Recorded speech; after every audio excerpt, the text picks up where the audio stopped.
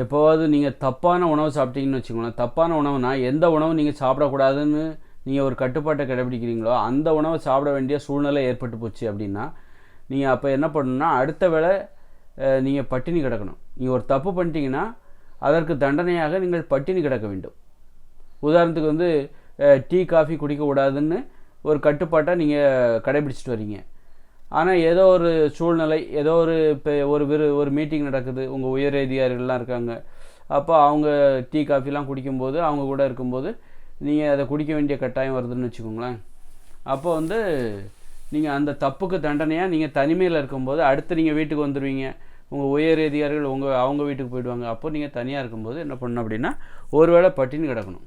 உதாரணத்துக்கு சோறு சாப்பிடக்கூடாது அப்படிங்கிற ஒரு கட்டுப்பாட்டை நீங்கள் கடைப்பிடிக்கிறேன்னு வச்சுக்கோங்க. சோறு சாப்பிடக்கூடாது, ஏன்னா அது உடல் பருமனுக்கும் நோய்களுக்கும் வழிவகுக்கும், மூட நம்பிக்கைகள் ஏற்படும், மூளை ஒழுங்காக வேலை செய்யாது, உடம்பே ஒழுங்காக வேலை செய்யாது, அதனால தான் மூட நம்பிக்கை ஏற்படுது. அப்போ வந்து சோறு சாப்பிடக்கூடாது அப்படிங்கிற கட்டுப்பாட்டை நீங்கள் கடைப்பிடிக்கிறீங்க. அதே நேரத்தில் வேறு வழி இல்லை, சாப்பிட்டாக வேண்டிய ஒரு சூழ்நிலை, உங்கள் உயர் அதிகாரிகளோடு நீங்கள் இருக்கீங்க, உங்கள் மேல் அதிகாரிகளோடு இருக்கீங்க.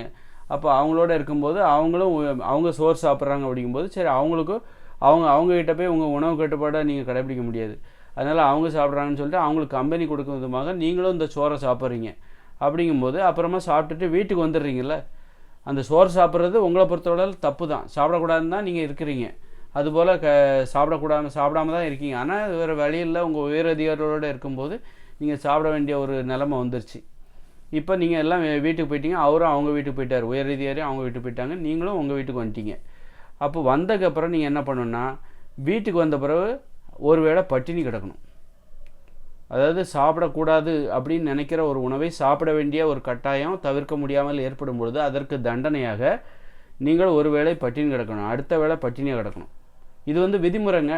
இது வந்து ஏதோ ஒன்று சும்மா நான் சொல்லலை, இது ஒரு விதிமுறை. அப்போ தான் உங்கள் மனசு சரியாக இருக்கும். நீங்கள் ஒரு குற்றம் செய்து விட்டீர்கள், அதற்கு நீங்கள் காரணம் அல்ல, சூழ்நிலை தான் காரணம். அப்படிங்கும்போது சூழ்நிலை தான் காரணம் இருந்தாலும் ஒரு சாப்பிடக்கூடாத ஒரு உணவை சாப்பிடும்போது நீங்கள் அதற்கு தண்டனை கண்டிப்பாக பட்டினி கிடந்து அந்த தண்டனையை அனுபவிக்க வேண்டும்.